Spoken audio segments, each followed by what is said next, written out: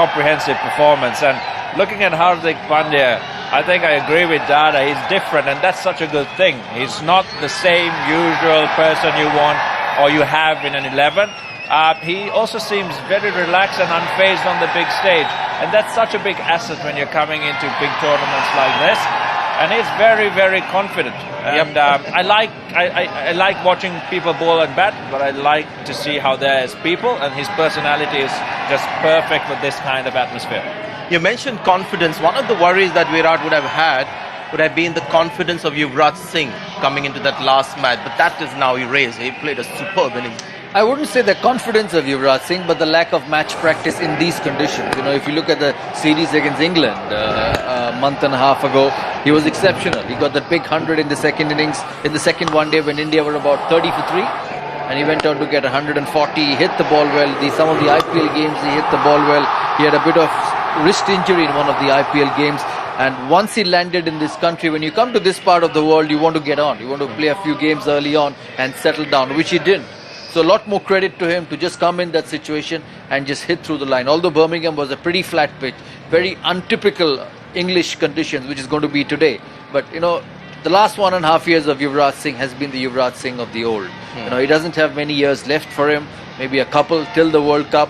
But it's good for India that he keeps playing like this because he's a game changer. And the best thing for him is, you see all the big tournaments, 2007 T20 World Cup, 2011 World Cup, the World Cup in between, the Champions Trophy, and now again.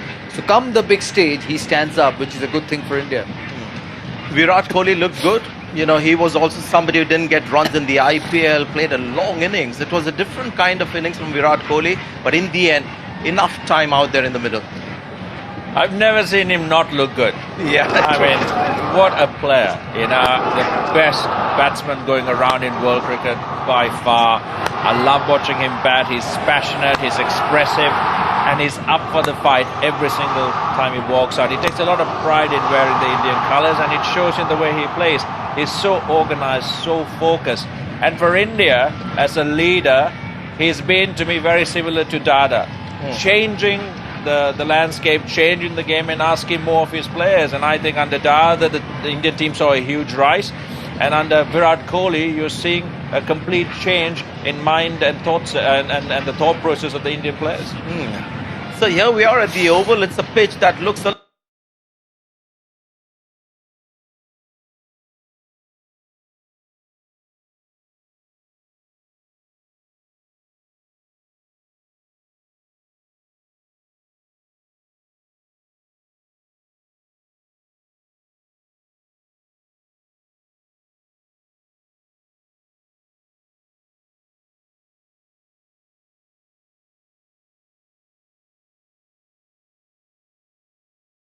pitches that we've seen so far in the tournament. So only right that we had two big fast bowlers having a look at this pitch.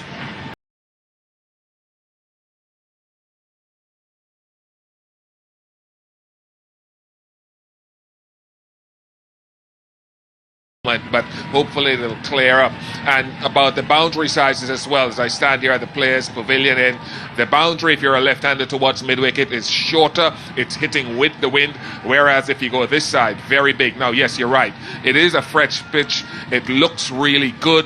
There's some little tinges of green on this surface, and the groundsman has talked about a little bit of preparation, moisture maybe in it. Now the drone pitch analysis will give us a better indication as to what's happening here.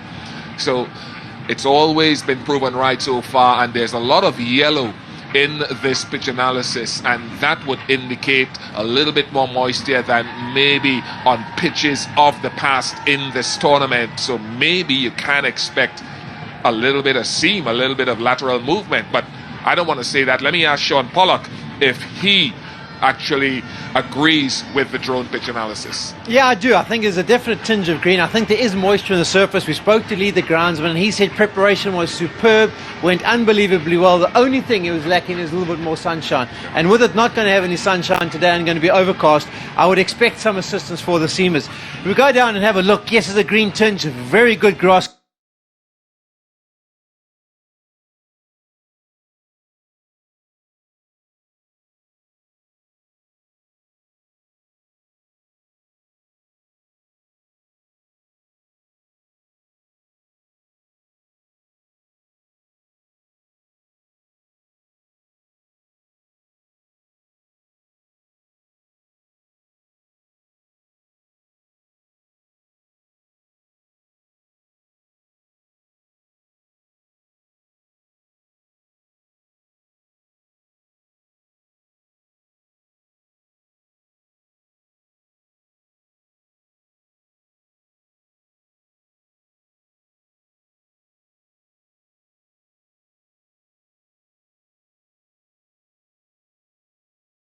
I think we will get a little bit of movement up front while the ball is nice and hard. As the game goes on, maybe the sun will bake it a touch and this grass will start to dry out, and then you'll see the more cross-seam deliveries where the bowlers will come, hold it cross-seam, and they'll be hoping for the ball to grip into the grass, stand up or land on the shiny side and skid through. So I think initially there will be some assistance, but if the batsmen get through that initial period, I think it should be good for batting. Right, you heard it from Sean Pollock. Might be a little something there early on, but a good deck here at the Oval again. The toss and elected to bowl first in this encounter. So what's the mood like in the Sri Lankan camp? Let's find out.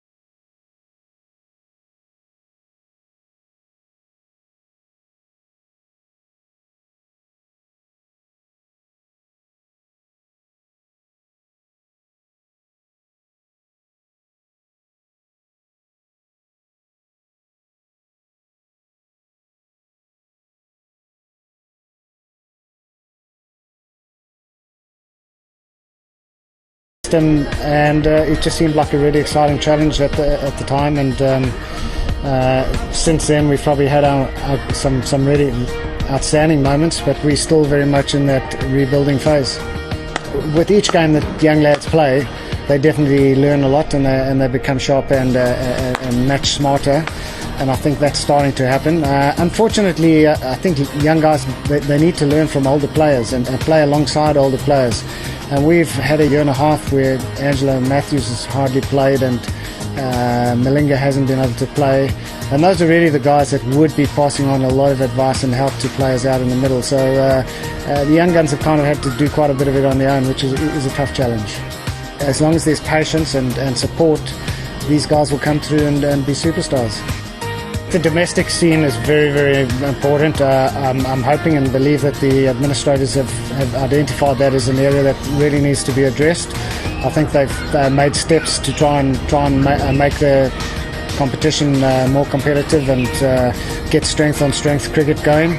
And well, as it is anywhere, you want your domestic cricket to be as close as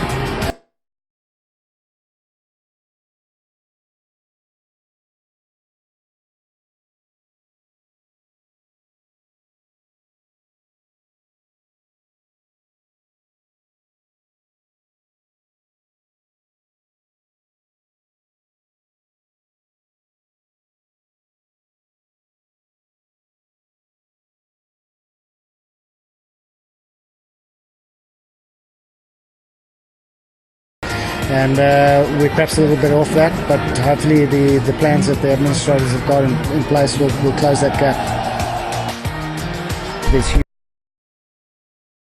If we get out and we play really good cricket and we push the big teams close at this stage of their development as a team, I'd see that as progress.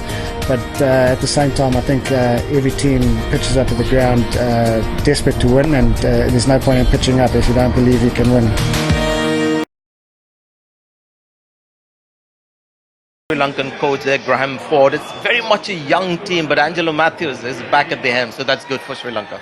Yes, very good. And I think for Sri Lanka to do well in a competition like this, if they say they're a young team, go out and play like a young team. Be free, play with abandon, and make sure that you try and impose yourself on the opposition.